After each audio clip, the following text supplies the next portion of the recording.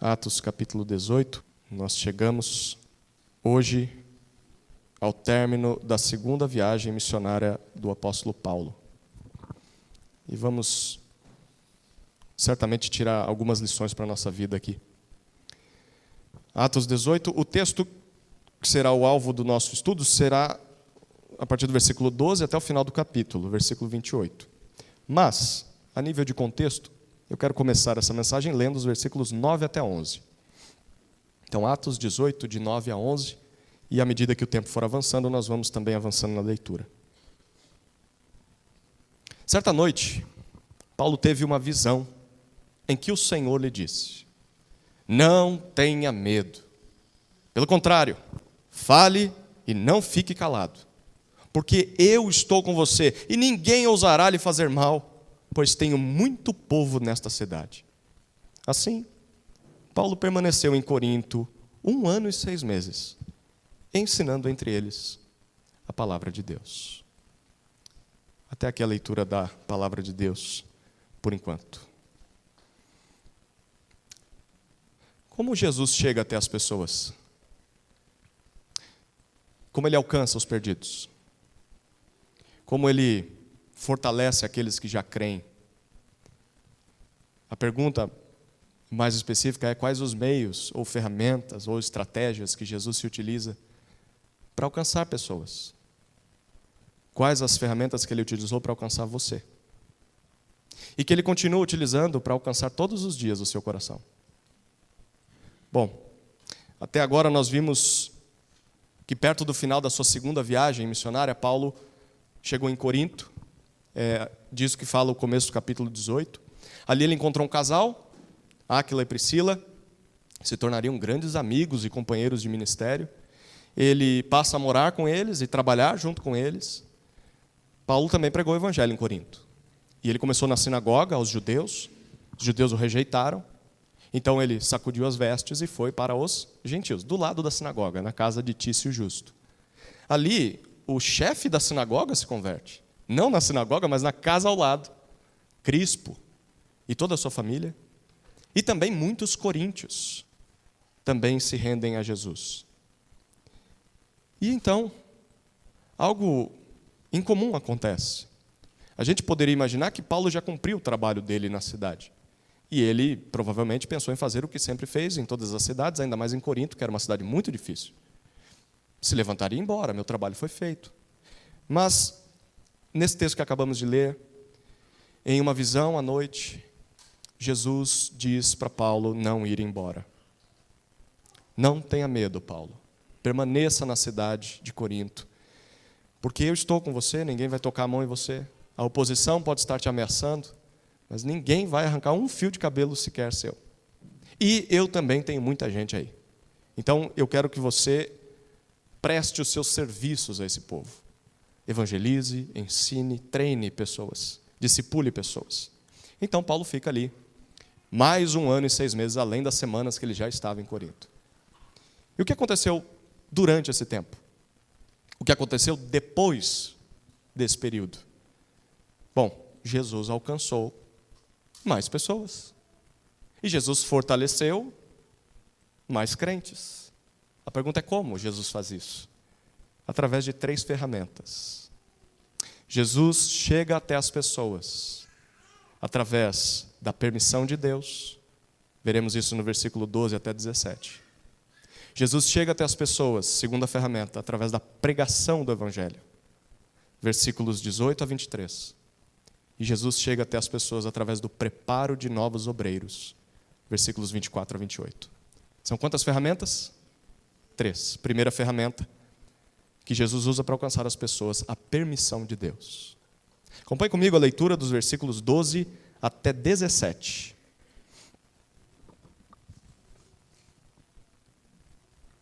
Quando Galho era procônsul da Acaia, os judeus, de comum acordo, se levantaram contra Paulo e o levaram ao tribunal dizendo: este homem quer persuadir as pessoas a adorar a Deus de um modo contrário à lei. Quando Paulo ia falar, Galho disse aos judeus: Se fosse, de fato, alguma injustiça ou crime de maior gravidade, ó judeus, eu teria motivo para acolher a queixa que vocês estão trazendo.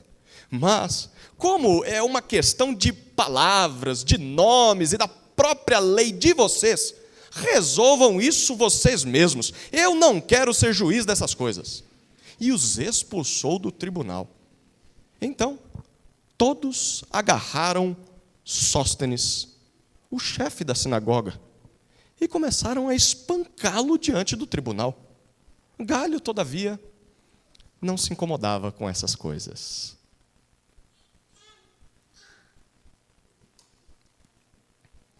Bom, depois de ser encorajado por Jesus a permanecer em Corinto, porque ninguém lhe faria mal, Paulo ficou ali 1 ano e 6 meses, está evangelizando a cidade, está pregando o evangelho, fortalecendo a igreja.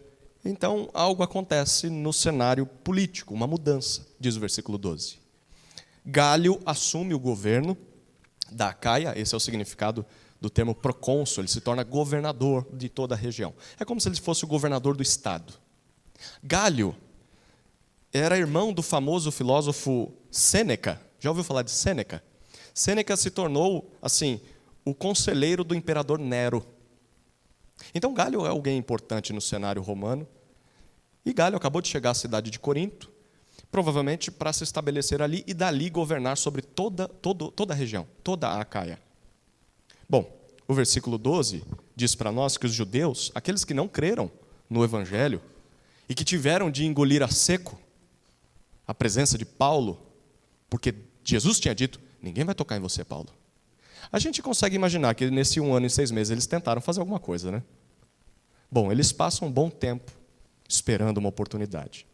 E quando há uma troca de governador, surge uma oportunidade. Quem sabe talvez esse novo governador nos ouça.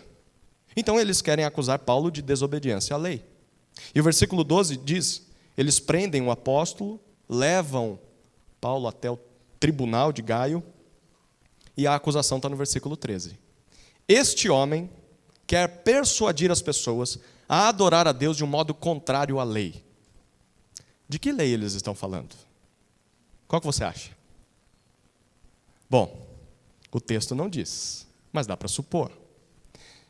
Acontece que o judaísmo, apesar de não prestar culto aos vários deuses gregos que havia, lembra, especialmente em Corinto, e também não adoravam ao imperador César e a sua família, e em Corinto havia um templo só para a família imperial, para que eles fossem adorados lá. Os judeus não adoravam. Apesar de não fazer isso, eles eram uma religio lícita, falei em língua aqui, em latim, que significa que era uma religião permitida pelo império. O que é que os romanos concluíram? Todos os governos que passaram e subjugaram o povo de Israel perceberam que, assim, você não consegue dobrar o joelho de um judeu fazendo ele adorar outros deuses, a menos que ele queira fazer isso. Então, para o Império Romano, dá menos trabalho tentar forçar o judeu a adorar o imperador. Então é melhor permitir que eles façam as orações ao único Deus deles, que eles não participem das cerimônias de adoração aos deuses, e havia até uma orientação. Vocês não precisam orar ao imperador, como se ele fosse um deus, mas orem pelo imperador. Orem em favor do imperador. Os judeus tinham permissão no Império Romano de ter a sua própria fé. É claro que isso fazia com que os vizinhos gregos e romanos não gostassem tanto deles, né? Porque, além de serem contra as depravações e as imoralidades que eram praticadas principalmente dentro dos templos pagãos, os judeus eram considerados ateus. Isso também, mais para frente, vai ser uma acusação contra os cristãos, porque eles não acreditavam nos vários deuses. E aí, muitas vezes, eles eram culpados por calamidades, por coisas ruins que aconteciam na cidade. Por quê? Se aconteceu uma coisa ruim, eles acreditavam que eram os deuses que estavam irados. Se os deuses estão irados, só tem um motivo. Os judeus não estão adorando eles. A culpa é dos judeus. Então, assim, eles tinham permissão de buscar a Deus, de adorar a Deus ao seu modo, mas os vizinhos não gostavam tanto deles.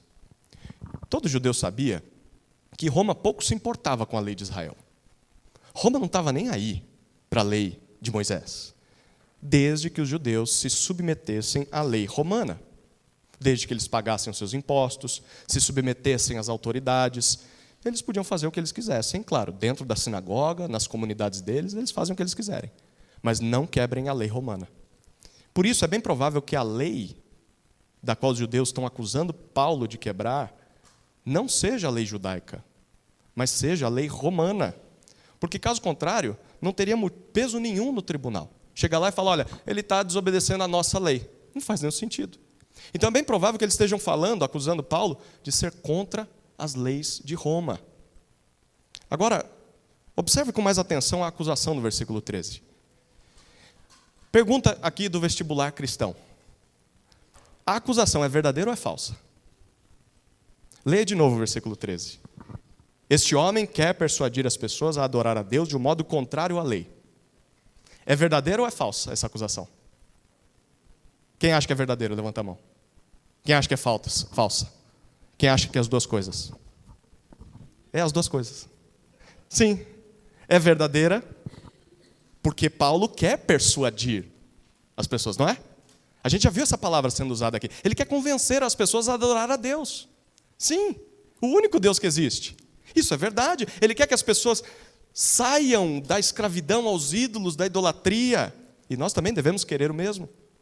Mas é falso, por outro lado, porque isso não é contrário à lei romana. A primeira parte da frase é verdadeira, a segunda não. Não consiste em qualquer crime pregar o evangelho. Isso pode ser feito legalmente, como o judaísmo era legal naquela época. E como que a gente sabe que isso não quebra nenhuma lei de Roma? Por causa da resposta de Gálio. Olha o versículo 14.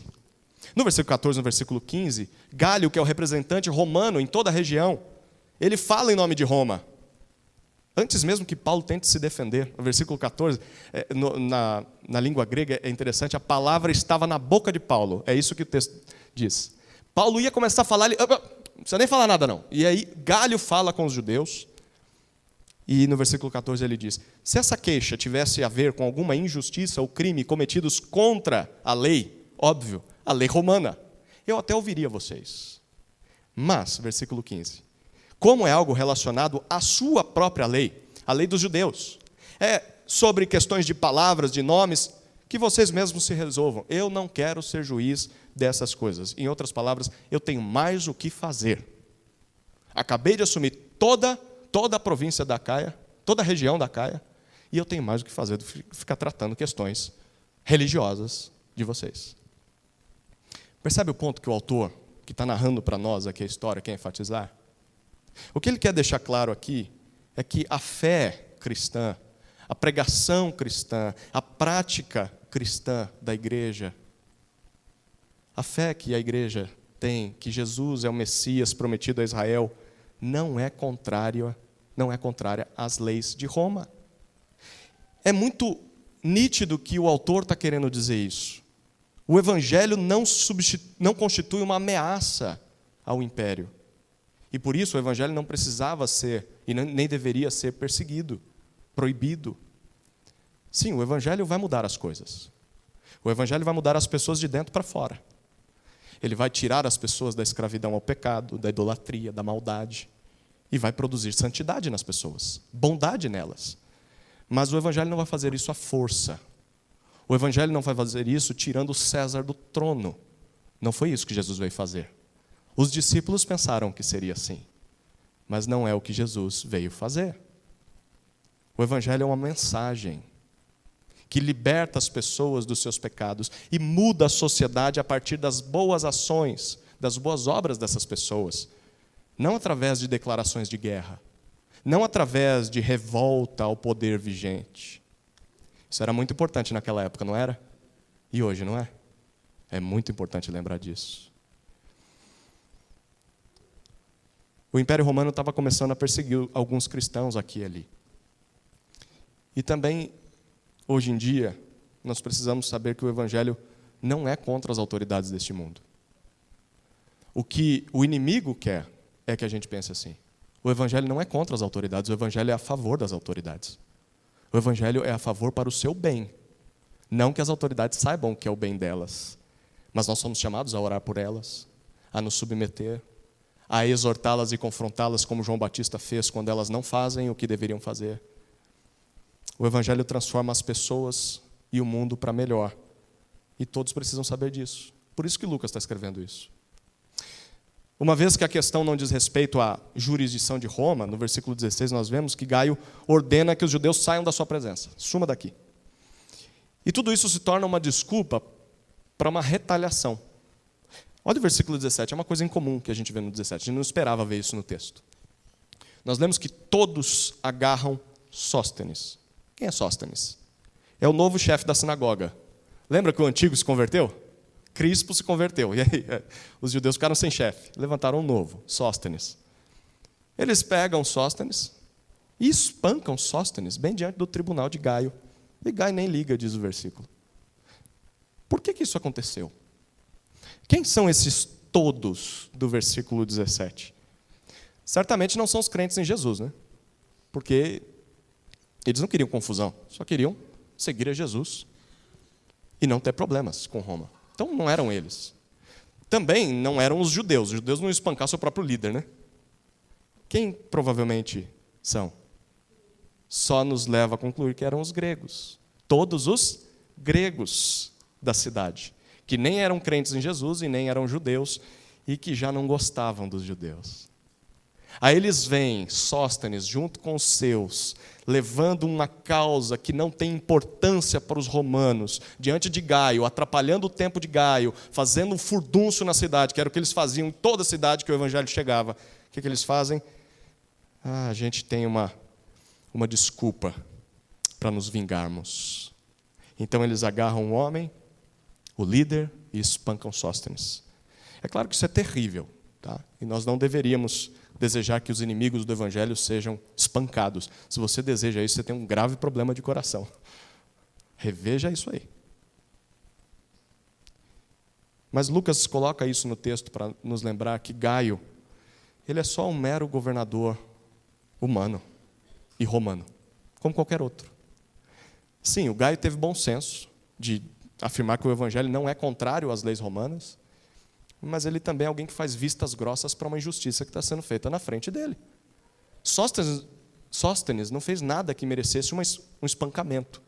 E o Gaio não quer saber de nada, por quê? Porque ele precisa do apoio popular, ele é um novo governador.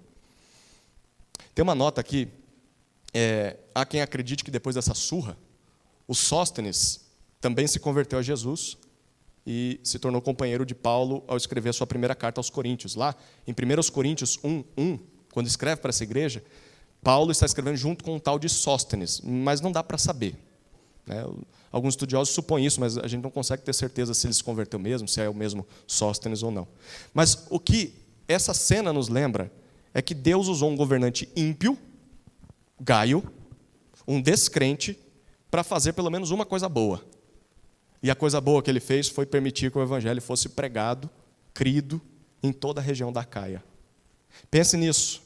O veredito favorável que Gaio deu para Paulo abriu um precedente inédito. Nenhum governador tinha feito isso antes. Ser discípulo de Jesus não é errado.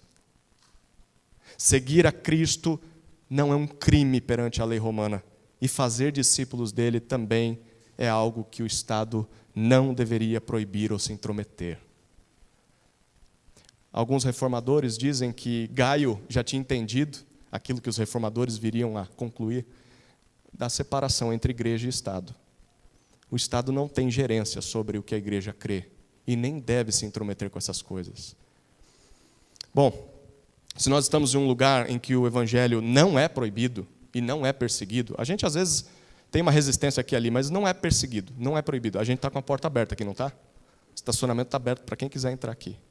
Nenhuma autoridade do Estado está entrando aqui, prendendo os crentes, atirando nas pessoas, tacando fogo dentro da igreja. Se nós não estamos num lugar em que o evangelho, se nós estamos num lugar em que o evangelho não é perseguido, temos que agradecer a Deus. Senhor, obrigado. E aproveitar as oportunidades para pregar o evangelho. Ao mesmo tempo, nós temos de orar por irmãos que não desfrutam desse presente. Irmãos que não têm essa liberdade. Orar por segurança a eles. Orar para que não desanimem, não parem de pregar. É sempre bom lembrar disso. Qual a primeira ferramenta que Jesus usa para alcançar pessoas? A permissão de Deus. Deus usou um governador ímpio para permitir que o evangelho fosse pregado ali. Mas tem uma segunda ferramenta que Jesus usa: a pregação do evangelho. E sempre haverá a pregação do evangelho. Olhem os versículos 18 até 23.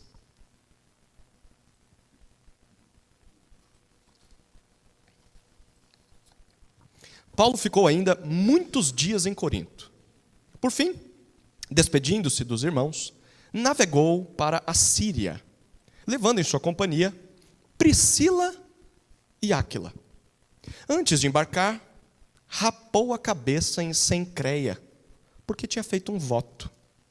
Quando chegaram a Éfeso, Paulo deixou ali Priscila e Áquila. Ele, porém, entrando na sinagoga, pregava aos judeus. Pediram-lhe que ficasse mais algum tempo, mas Paulo não quis. Ao se despedir, disse: se Deus quiser, virei visitá-los outra vez. E embarcando, partiu de Éfeso. Chegando a Cesareia, foi logo para Jerusalém, e tendo saudado a igreja, seguiu para Antioquia. Havendo passado ali algum tempo, saiu, atravessando sucessivamente a região da Galácia e Frígia, fortalecendo todos os discípulos. Por causa do que Galho fez, o versículo 18 diz para nós que Paulo fica ali ainda muitos dias em Corinto. E a expressão que Lucas usa aqui pode significar semanas ou até meses, além daqueles 18 meses que ele já ficou. E depois disso, o versículo 18 diz que Paulo se despede dos irmãos e navega para a Síria. Ele está aqui na região da Europa, imagine que tem um mapa mundi na sua frente aqui. Ele está aqui na região da Europa. E a Síria é depois de Israel, na região onde fica Israel. Então ele quer ir lá para Jerusalém. Então ele vai partir da Europa e vai voltar para a região do Mediterrâneo. Mas o texto diz para nós que ele navega em direção à Síria, junto com Priscila e Áquila. Reparou nisso? Interessante, né? Esses dois aqui se tornaram não só amigos de Paulo, porque o socorreram numa situação muito difícil, como a gente viu semana passada, mas também se tornaram companheiros de ministério. Há até quem diga que quem está financiando essa viagem são os dois, porque Paulo, a gente lembra, não tem tantos recursos assim. É maravilhoso saber, queridos, que enquanto servirmos a Deus, servirmos ao Evangelho de Jesus, mesmo em lugares difíceis, que causam medo em nós muitas vezes, nós podemos encontrar pessoas que se tornam amigos mais chegados que irmãos. É impressionante isso, não é? Você tem pessoas assim ao seu lado? Tem amigos mais chegados que irmãos? Companheiros de jornada, de batalha ministerial? Companheiros de oração?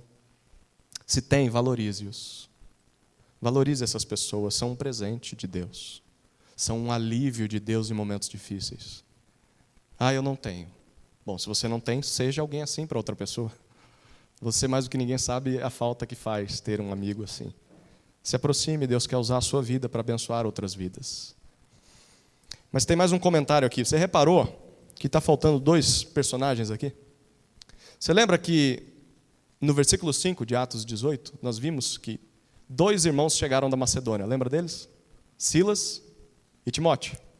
Eles chegaram com uma oferta para ajudar Paulo, mas o texto diz que Paulo só parte de Corinto com Priscila e Áquila, não com os dois. O que aconteceu com eles? Por que eles não estão nessa lista?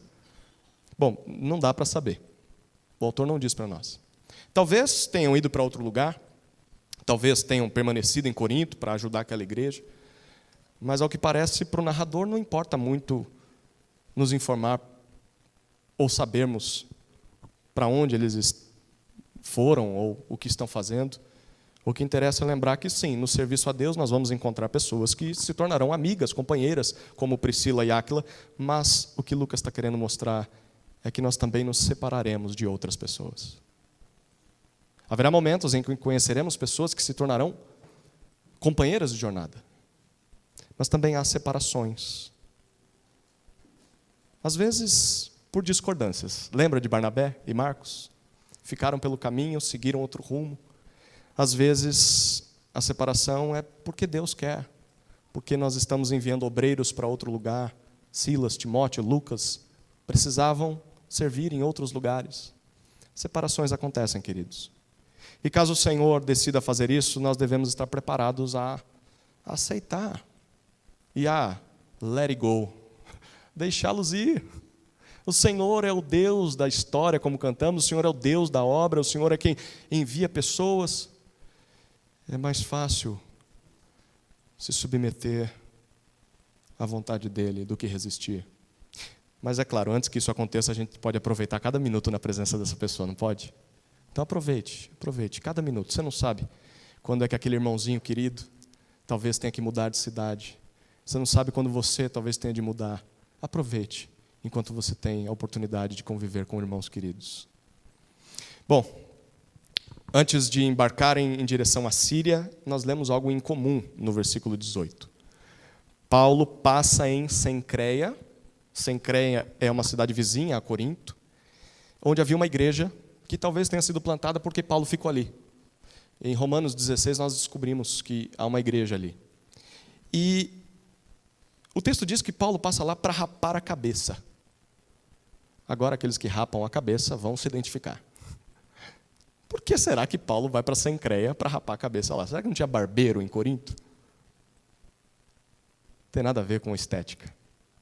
Tem nada a ver com cortar o cabelo. O próprio texto nos diz por quê. Olha o versículo 18, finaliza dizendo, porque Paulo tinha feito um voto. Para entender isso aqui, a gente tem que lembrar que Paulo era um judeu. Você lembra disso? Parece que ele não é, né? As coisas que ele faz, como ele prega o evangelho, onde ele se mete, como ele lida com não-judeus, mas ele é judeu. É claro, Paulo não deixou de ser judeu, pensando em costumes, pensando em hábitos, em tradições. Ele continua sendo um judeu. É claro que ele entendeu que Jesus cumpriu toda a lei de Moisés. Paulo entendeu que a obra de Cristo o resgatou da escravidão aos pecados, o libertando de ter que cumprir os mandamentos para ser aceito por Deus. Mas havia costumes em Israel que não estavam ligados às leis. E um desses costumes eram os votos. O povo judeu sempre fez votos, sempre fez juramentos a Deus. Não eram votos como uma forma de barganhar com Deus, de assim comprar a Deus o favor de Deus, tipo assim, eu faço aqui e o Senhor me dá ali. Eu abro mão de uma coisa aqui, mas eu quero uma recompensa, eu quero outra coisa lá. Não era assim que os judeus faziam votos. Mas os votos deles eram para demonstrar sua total dependência do Senhor. Se você ler os Salmos, verá que por diversas ocasiões, os salmistas ou estão cumprindo votos que prometeram a Deus, ou prometendo que farão votos diante de Deus. Era muito comum eles fazerem isso. Havia, por exemplo, quem ficasse um tempo sem comer ou beber alguma coisa. Ficava em jejum. A gente viu isso no livro de Esther, lembra disso? Também havia quem abria mão de desfrutar prazeres legítimos ou privilégios por um tempo. Ou até mesmo quem deixasse o cabelo crescer e não bebesse vinho por um período. O que provavelmente foi o que Paulo fez aqui. Tudo isso tinha o objetivo de reforçar a confiança do adorador diante de Deus, a dependência que aquela pessoa tinha de Deus. Então ela abria mão de algo importante para se concentrar em Deus, para se dedicar a Deus. E por que Paulo fez este voto aqui? Tem dois possíveis motivos. O primeiro é para expressar a sua dependência na proteção de Deus em Corinto. Lembra? Jesus disse, não tenha medo, eu vou proteger você aí. A situação deve ter sido tão grave que Paulo deve ter feito um voto por causa disso. Senhor, se o Senhor me tirar daqui vivo, eu vou oferecer um sacrifício para o Senhor. Pode ter sido isso. Mas também pode ser um voto para que Deus o protegesse na viagem até chegar lá na Síria, onde ele se encontraria com a igreja de Jerusalém. Era uma viagem muito perigosa. A gente não sabe o motivo. Mas alguma vez você já enfrentou uma situação tão difícil como essa?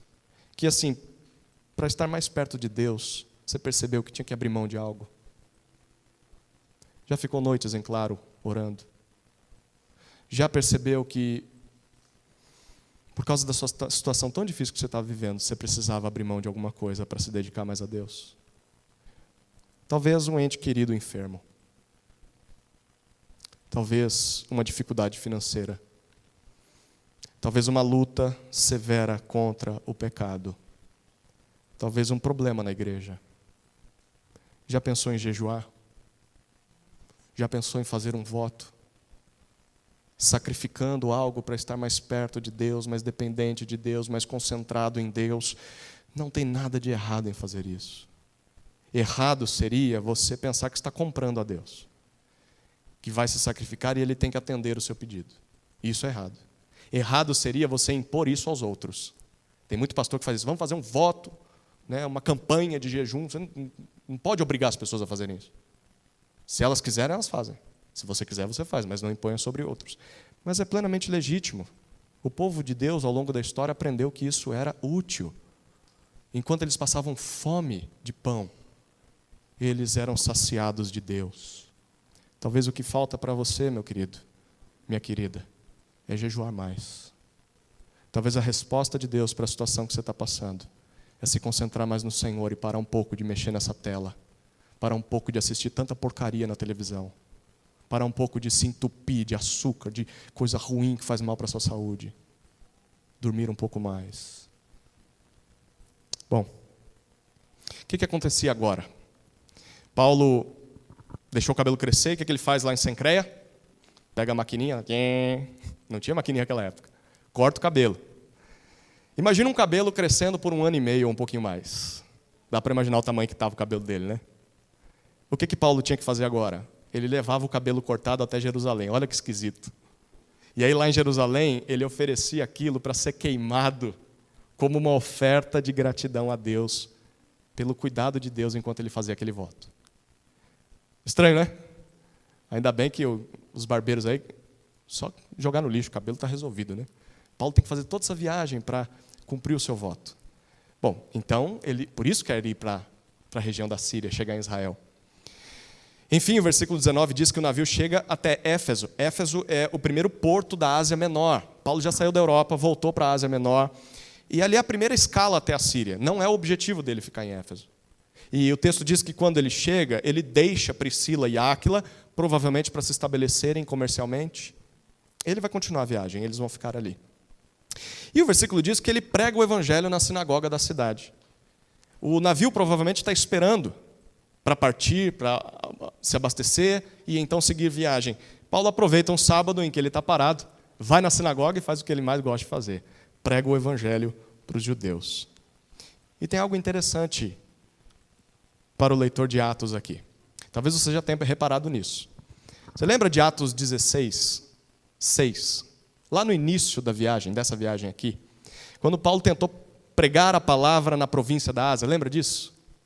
Ele passou pela região da Galácia e quis ir para a região da Ásia, que lá na ponta ficava Éfeso. Ele conseguiu chegar lá? Não, o texto disse que eles foram impedidos pelo Espírito Santo. Naquela ocasião, Deus simplesmente não queria que Paulo fosse para aquela região onde ficava Éfeso, mas queria que ele fosse para a Europa, pregasse aos macedônios. Mas e agora? Agora Paulo chegou em Éfeso. Bom, ao que parece, chegou a hora de pregar o evangelho em Éfeso, mas no tempo de Deus, não no tempo de Paulo. Queridos, no serviço ao evangelho, é Deus quem decide qual será a nossa prioridade. É Deus quem decide quando esta prioridade será atendida. Se Deus quiser que preguemos em um lugar, certamente Ele irá abrir as portas. Mas se Deus não quer que preguemos naquele lugar, Ele vai fechar as portas. Simples assim. O que a gente faz, né, em meio a tudo isso? Tem gente que tenta mudar a Deus.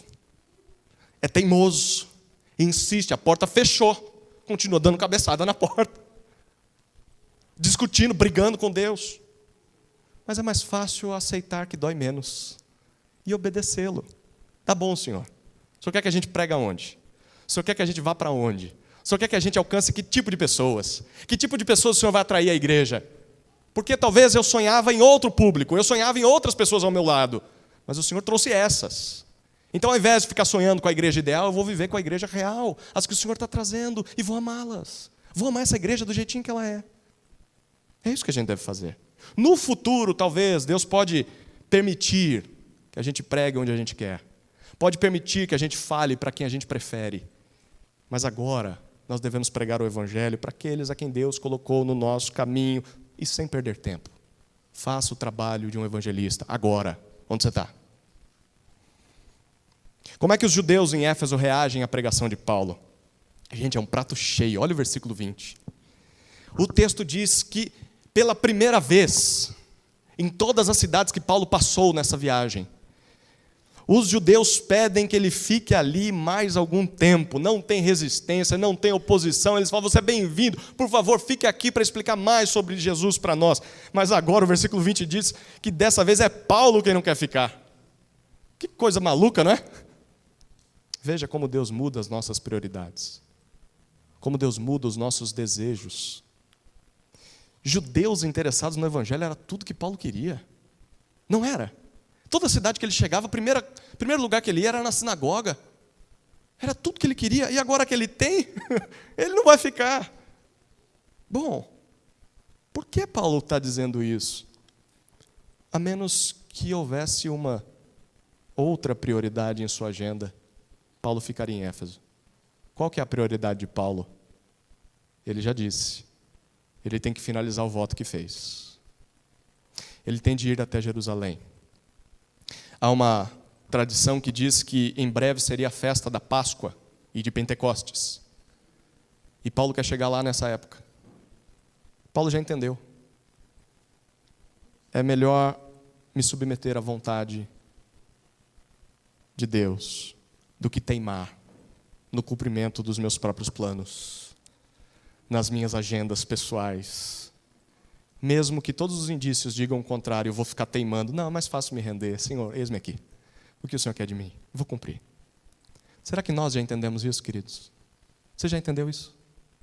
Para de lutar contra Deus. Se submete ao plano dEle.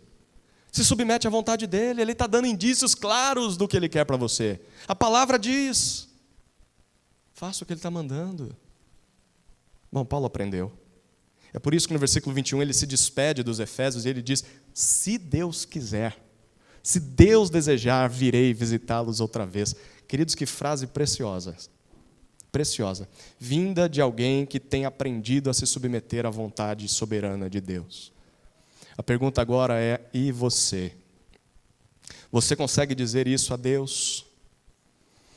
Diante dos seus planos, dos seus sonhos, das suas metas, das suas preferências, da sua agenda, você consegue dizer, se o Senhor quiser, eu farei o que eu desejo, farei o que os outros estão me pedindo, mas se Ele quiser, mas primeiro farei a sua vontade, é isso que eu vou fazer. Paulo aprendeu, queridos. E nós? Bom, no versículo 22, Paulo embarca para Cesareia. De lá ele visita, Cesareia já é lá na região de Israel, vizinho é o porto. Foi onde Pedro pregou o evangelho para Cornélio, lembra? Ele visita provavelmente a igreja ali de Cornélio. E de lá Paulo vai para Jerusalém, certamente apresenta a sua oferta no templo e se dirige então para Antioquia da Síria, que é a igreja que o enviou. A igreja em que antigamente ele estava junto com Barnabé, agora Barnabé já não está mais lá. Cerca de 3 ou 4 anos depois de ser enviado para a sua segunda viagem, Paulo retorna. Versículo 23 diz que Paulo em Antioquia sossega, por algum tempo só. A expressão aqui pode indicar talvez uns 6 meses, mas o homem não para. Paulo não para. E logo o versículo diz que ele sai para a região da Galácia e da Frígia, por cima no mapa, e o texto termina dizendo, para fortalecer os discípulos destes lugares. E aqui nós temos o início da terceira viagem missionária de Paulo. Percebeu como os crentes em Jesus são chamados aqui no versículo 23? Como eles são chamados? Discípulos, seguidores, aprendizes, imitadores de Cristo. É isso que você é. Se você de fato crê em Jesus, você é um discípulo de Jesus. E do que discípulos precisam para continuar seguindo a Jesus? Do que discípulos precisam para continuar crescendo na fé? Fortalecimento. Não é isso que o versículo 23 diz? Paulo passa pelas igrejas já plantadas para fortalecer os discípulos. Discípulos de Jesus precisam ser fortalecidos para que continuem firmes na fé. Você sabia disso? Você precisa de alguém que te ajude. Você precisa de alguém que te discipule. Alguém que te ensine a permanecer de pé, a continuar firme na fé. Mas você também precisa ser essa pessoa para outros. Você precisa ser discipulado e fazer discípulos. Foi isso que a gente pensou hoje cedo na aula de novos membros. Será que tem abertura na sua vida para isso? Tem abertura para crescer na fé? Você precisa estar envolvido com o discipulado, querido. Você precisa estar envolvida com o discipulado, querida. Receber e fazer. Bom, a segunda ferramenta que Jesus usa para alcançar as pessoas é a pregação do Evangelho. Chegamos à terceira e última. A preparação de novos obreiros. Preparação de novos obreiros. Olha os versículos 24 até 28.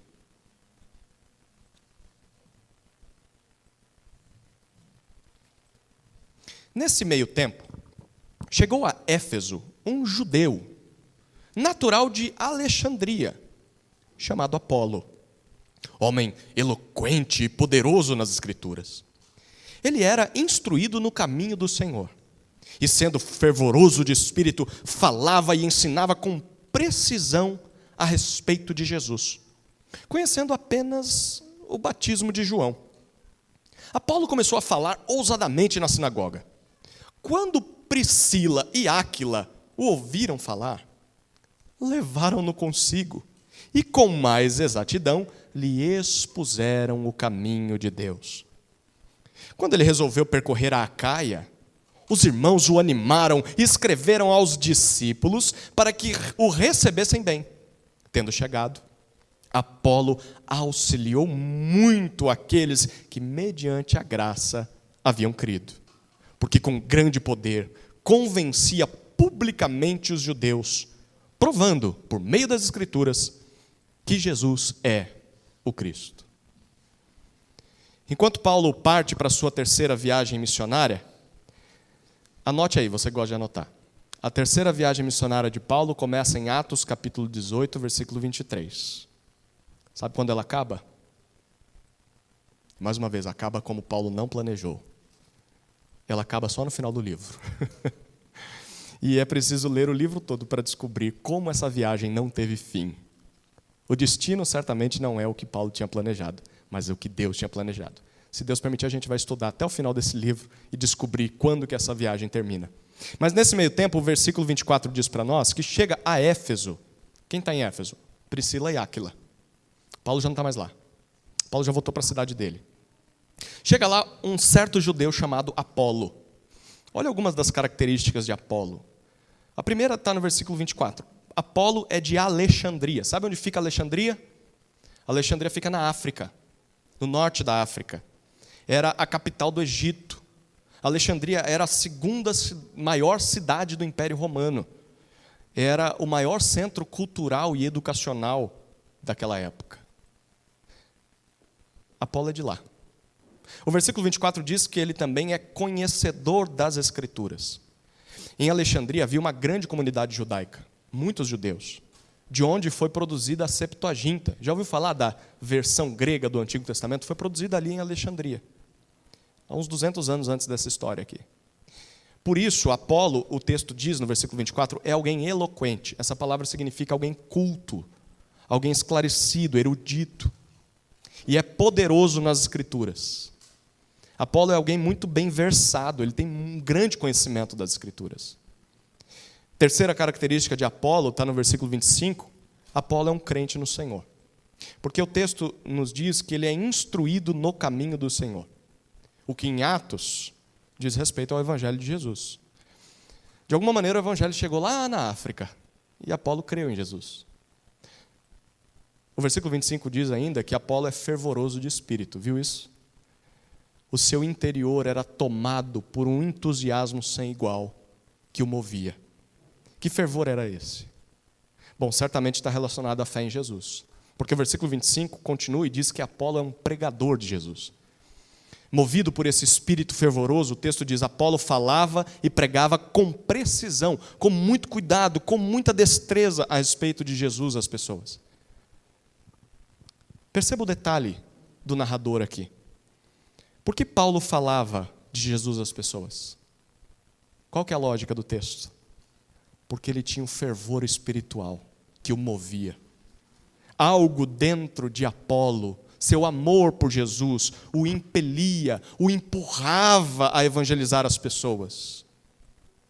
Meu irmão, minha irmã, quem sabe talvez nós não falemos de Jesus como deveríamos, porque tem nos faltado esse tipo de fervor espiritual. Nós estamos frios no nosso amor por Cristo. Não há ânimo, não há entusiasmo pelo Evangelho, não há paixão por Cristo. Estamos congelados por dentro. Se você quiser ser mais efetivo no seu evangelismo, ore para que a chama por Deus, pelo Evangelho, volte a crescer nesse seu coração gelado. Busque isso. Volte à leitura da palavra, volte a congregar com seus irmãos, volte a fazer discípulos, volte a se envolver no serviço de Deus e a chama vai acender novamente e isso naturalmente vai te conduzir até as pessoas, naturalmente vai fazer com que você evangelize. Mas eu não sei o que falar, eu tenho medo. Quando você está tomado pelo Espírito Santo, você nem liga para essas coisas, você vai e fala e depois pensa, o que foi que eu falei? O Espírito te conduziu. Mas porque o seu coração estava completamente nas mãos de Cristo. Mas quando a gente está distante, a gente não evangeliza, com certeza não evangeliza. O versículo 25 termina dizendo que Apolo conhece, olha que interessante. Só teve coisa boa até agora. Mas o versículo 25 termina dizendo que ele conhece apenas o batismo de João. Estranho, não é? O que será que isso significa? Bom, o texto já disse para nós que Apolo conhecia as Escrituras, certo? Segundo, o texto já disse que ele conhecia o caminho de Jesus, o caminho do Senhor. E ele pregava sobre o Senhor Jesus para as pessoas. E o texto está dizendo agora que ele conhecia apenas o batismo de João. Lembra de João? João Batista. Aquele que precedeu o Senhor Jesus Cristo, batizando as pessoas para que elas se arrependessem dos seus pecados. Preparando as pessoas para a chegada do Salvador. Então, Apolo, ele sabia do ministério de João. E ele sabia que o Senhor viria depois de João. Em algum momento da vida dele, ele descobriu que aquele Messias prometido era Jesus. E então Apolo creu em Jesus. Apolo só fez as conexões. Apolo ouviu que Jesus viveu de modo perfeito diante do Pai, nos representando diante de Deus. Apolo ouviu que Jesus morreu em seu lugar naquela cruz para pagar por seus pecados.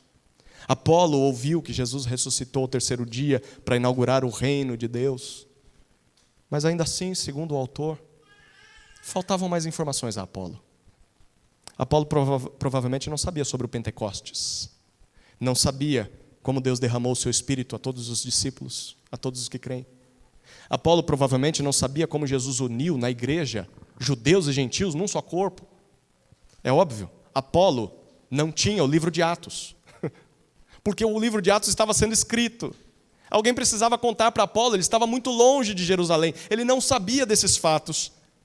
E mesmo assim, o versículo 26 diz que quando ele chega em Éfeso, ele começa a falar ousadamente, sem medo, com coragem, na sinagoga. Aquela mesma sinagoga que, há um tempo atrás, queria que Paulo ficasse ali. E ele prega ali, na sinagoga. A pergunta, quem é que está ali dentro da sinagoga ouvindo o sermão de Apolo? O que diz o versículo 26? Priscila e Áquila. Provavelmente eles ainda iam à sinagoga para evangelizar, para conversar com as pessoas. Eles estão ali. E do nada aparece um africano. Vindo de longe, de Alexandria. Ele é um mestre, porque para falar na sinagoga tinha que ser mestre. E eles começam a ouvir um discurso diferente. Esse cara não está falando do Messias que virá, ele está falando do Messias que já veio, e está falando que é Jesus. Mas o texto diz que eles percebem que faltam detalhes a Apolo.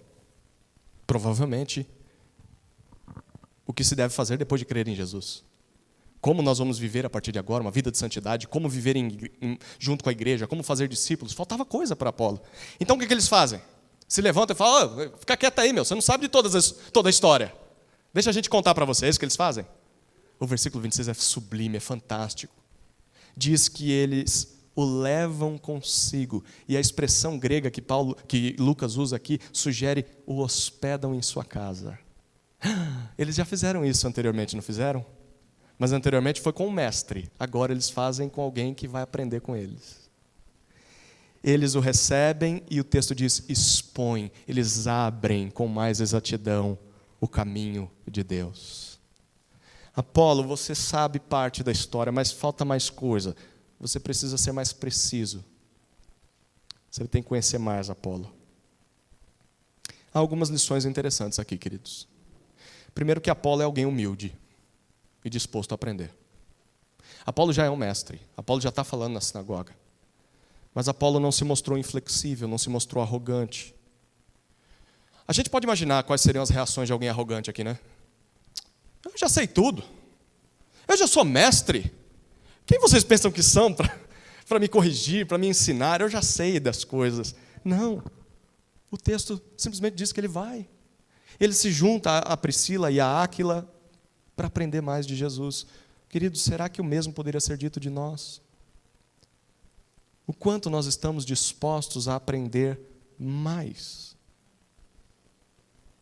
Mesmo com tanto tempo de vida que você tenha, mesmo com tanto tempo de igreja, de crente que você tenha, mesmo que você já seja mestre, professor, já dê aulas, todo bom professor é e continua sendo, antes de tudo, um bom aluno. Apolo entendeu isso. Nós entendemos isso. A segunda lição interessante aqui é que Priscila e Áquila eram crentes sensíveis às necessidades de Apolo. E eles estavam dispostos a ensinar Apolo, inclusive dentro da sua própria casa, abriram sua casa para esse homem. Pergunta aqui, alguma vez você já viu um crente imaturo? Já. Eu vou descrever esse crente imaturo. É um crente com pouco conhecimento bíblico. Talvez ele se converteu agora, ou ele se converteu há muito tempo, mas ele nunca cresceu. Ele é ignorante nas Escrituras, ele não conhece a Bíblia. Ele fala, Deus ajuda quem cedo madruga, como diz a Bíblia. Não, não está na Bíblia, cara. Isso aí está no Chaves. Você nunca leu a Bíblia. Já conheceu o crente imaturo? Não é só falta de conhecimento bíblico, ele ainda comete pecados bobos. Coisas assim que ele já deveria ter superado, ele já deveria ter vencido esses pecados, mas ele continua tropeçando naquelas coisas pequenas, lá da vida antiga. O crente imaturo é aquele que não sabe lidar com a família. Tem um conflito em casa, ele não sabe como resolver. Ele não sabe como exortar a esposa não sabe como exortar o marido. Aí ele resolve as brigas como resolvia antes, na carne, gritando, jogando coisa na parede. Ele não sabe disciplinar os filhos dele, ele não sabe conversar, ele é um bicho, truculento, grosso, ignorante. Ele não sabe administrar o dinheiro, ele se mete em dívidas. É um crente imaturo. Mas ele é crente no Senhor Jesus. Ele só não cresceu. Você já viu alguém assim? Hã? Cuidado, não olha para o lado. Senão a pessoa vai achar que é com ela. Talvez eu estou descrevendo você também. Talvez você está dizendo, esse sou eu. Mas também, há ocasiões em que a gente não conhece um crente maturo, mas a gente olha para um líder incompleto. Alguma vez você já viu um seminarista incompleto? Um professor incompleto? Um líder de grupo incompleto? Um missionário incompleto? Um pastor incompleto? Um líder incompleto é alguém que precisa aprender mais. Como todos nós somos incompletos. O que você fez diante disso? Do crente maturo, do líder incompleto. Eu vou dizer o que normalmente a gente faz. A gente aponta o dedo. A gente ressalta os erros. A gente despreza ele. A gente ridiculariza. A gente difama. A gente faz fofoca. A gente o repreende publicamente na frente de todos. Sabe o que a gente devia fazer? Olhar para Áquila e Priscila e aprender a se compadecer dele. Ele é tolo, ele é incompleto. Mas eu sei como eu posso ajudá-lo. Meu irmão, minha irmã, vem aqui para o lado. Vamos conversar. Você pode terça-feira lá em casa? Vou fazer um bolo de fubá com chá de camomila para a gente. Ficar bem calminho. A gente vai conversar um pouquinho. Não precisa ser na frente dos outros. Ninguém precisa saber. Meu irmão, olha, eu sinto falar, mas o jeito que você está tratando os seus filhos não é bíblico, querido. Olha, eu posso dizer, eu fiz assim, fiz errado. Hoje eu colho as consequências. Meu irmão, o jeito que você está tratando tua esposa não é como você deveria fazer. Meu irmão, você tem que ler mais a Bíblia, meu irmão. Você está na carne. Meu irmão, eu ouvi falar coisas de você no trabalho. Meu Deus! Você parece um diabo, um demônio lá no seu trabalho. Mas, meu irmão, eu não estou aqui para te condenar. Estou aqui para te exortar. Mas eu estou aqui para te ajudar. Me coloco à disposição. Você quer ler a Bíblia junto comigo? Você quer estudar sobre esse tema? Vamos aprender a crescer? As coisas seriam muito mais diferentes se a gente fizesse isso, não seria? Uma igreja que faz discípulos. É claro, isso vai exigir sacrifício de tempo, sacrifício de energia, sacrifício de oração e amor. Mas é isso que Jesus espera de nós, queridos. Terceira lição aqui. Reparou como que o narrador se refere ao casal? Eu preciso tomar água para falar disso. Quem vem primeiro? Quem vem primeiro? Você reparou isso, não reparou? É claro, eu enfatizei na leitura de propósito. Priscila e Áquila. Versículo 18 faz isso, versículo 26 faz isso. Não foi assim que eles foram apresentados para nós quando nós os conhecemos. Lá no versículo 2 de Atos 18, nós lemos primeiro Áquila, depois Priscila. Agora é Priscila primeiro, Áquila depois. O que será que Lucas está nos contando através disso? Talvez, e só talvez mesmo, tá? Talvez, que Priscila fosse mais sensível no serviço a Deus. Talvez que Priscila fosse mais capaz do que o seu marido. Talvez que Áquila fosse aquele mais calado, sabe? O marido mais reservado, que está ali para apoiar a sua esposa. É claro, ele liderava o seu lar, mas ele é um pouco menos evidente. E Priscila era mais envolvida na obra, Priscila queria fazer as coisas. Não dá para saber, só talvez, tá? Mas de uma coisa nós podemos ter certeza, queridos. Priscila é um exemplo de mulher de Deus. Essa mulher é trabalhadora. Lembra disso? Ela trabalha junto com seu marido. Essa mulher é companheira, ela vai para onde ele vai. Ela veio de Roma até Corinto, recomeça a vida. Agora ela acompanha Paulo junto com seu marido, fica em Éfeso, recomeça a vida ali. Ela não abandona o seu marido. Priscila é sensível à necessidade dos outros. Quando ela vê Apolo falando coisas imprecisas, precisamos conversar. Eu fico imaginando, acabou a reunião na sinagoga, ela cutuca o marido. Áquila, vai falar com Apolo lá. Eu vou falar o quê? Vai lá chamar ele para um café, que a gente precisa conversar. Ela percebe a necessidade e Priscila está disposta e é capaz de ensinar a palavra de Deus. É óbvio, vai fazer isso junto com o marido, mas vai fazer. Pergunta aqui, mais uma para o vestibular cristão. Priscila precisou ser chamada de pastora para fazer isso? Você não leu isso no texto, leu? Priscila necessitou ser chamada de presbítera para fazer isso que ela fez? De diaconisa para fazer o que ela fez? Não, é claro que não. E minha irmã querida, você também não precisa não. Se você acha que para servir a Deus você precisa ter um título, está muito enganada. Há muito espaço no reino de Deus para mulheres que querem de fato fazer a vontade de Deus. Se é isso que você quer, tem muito espaço, sem tomar o lugar dos homens que Deus designou para liderarem a família e a igreja. Tem muito espaço, e Priscila é um exemplo disso. Bom, Priscila e Áquila investem em Apolo, diz o versículo 27, até que Apolo se vê pronto. O texto diz que ele tem desejo de ir até a Acaia, ele tem desejo de sair da Ásia Menor e ir para a Europa. ajudar a igreja de lá. Provavelmente porque ele ouviu da boca do casal como que a igreja era. Aquila e Priscila estavam lá. E o coração dele queima, eu quero ir para lá. E aí o versículo 27 continua dizendo que a igreja em Éfeso o anima, agora já tem irmãos ali em Éfeso, e recomenda Apolo por meio de uma carta. Ele chega a Acaia, provavelmente ele começa por Corinto, e o texto diz que ele auxilia grandemente aqueles que já haviam crido. Observe o detalhe. Como que estes creram no versículo 27? Você viu aí? Mediante a graça. Não é isso que está dizendo no versículo 27? Ninguém crê em Jesus, queridos, por vontade própria. É claro, sua vontade vai estar envolvida, mas crer no Senhor é um presente merecido. É concedido aos homens pela graça de Deus. Querido irmão, querida irmã, se você crê em Cristo, seja grato, não seja arrogante. Você creu mediante a graça.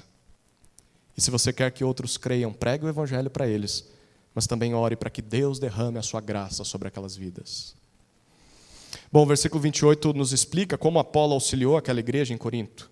O texto diz que porque com grande poder ou vigor, com grande veemência, ele convencia, a mesma palavra que a gente já viu no texto. Ele refutava, ele confundia os judeus da cidade. E olha o detalhe, publicamente, está vendo? Publicamente.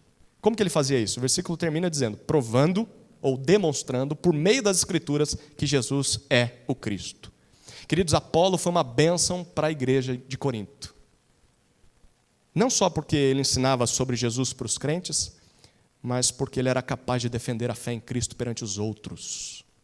Publicamente ele refutava os judeus na frente de todos. E os coríntios que tinham crido, quando ouviam isso, eram fortalecidos na sua fé ainda mais. É por isso que o presbítero, o pastor, o mestre na igreja, precisa, como diz Paulo disse a Tito, na sua primeira carta, capítulo 1, versículo 9, precisa ser alguém apegado à palavra fiel, que está de acordo com a doutrina, para que possa não só exortar pelo reto ensino, como para convencer os que contradizem esse ensino. Queridos, não é qualquer um que deve ser mestre na igreja, não. É preciso conhecer a Escritura, ter preparo bíblico, teológico. E quando isso acontece, a igreja é edificada, a igreja é transformada, fortalecida, animada. E quem foram os responsáveis por preparar esse obreiro aqui em especial?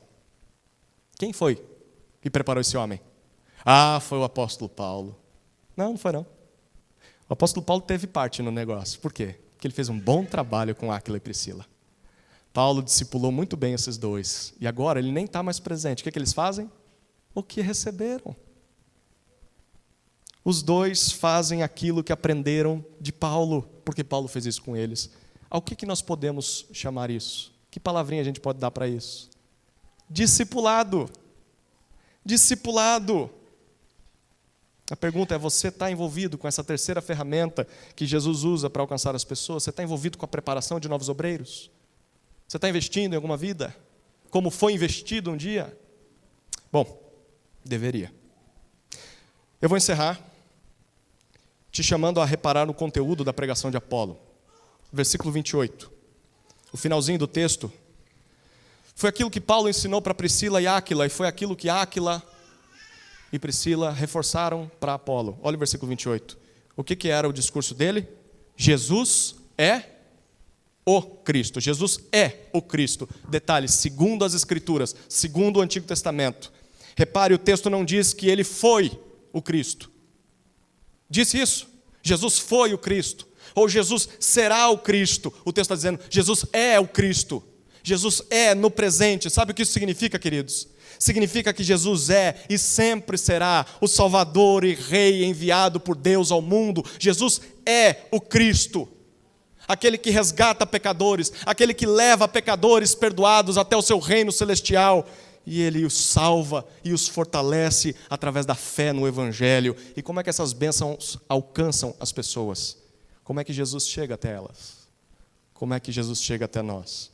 Através da permissão de Deus, através da pregação do Evangelho e através da preparação de novos obreiros. Louvado seja Deus por isso, queridos. Amém? Vamos orar? Pai, de amor e de graça, te louvamos pela Tua palavra. Como fomos enriquecidos, fortalecidos por aquilo que lemos. Que estejamos realmente envolvidos na Tua obra, Senhor. Queremos ser usados por Ti, como Paulo foi, como Priscila e Áquila foram, como Apolo foi. Senhor, levanta mais obreiros neste lugar. Que essa igreja seja preenchida por servos, que não apenas sentam em uma cadeira domingo após domingo, mas que se levantam dela depois de serem alimentados pela palavra e reproduzem isso. Fazem discípulos de todas as nações, se envolvem com o serviço do Senhor. Oramos por isso, Senhor. Em nome de Jesus. Amém.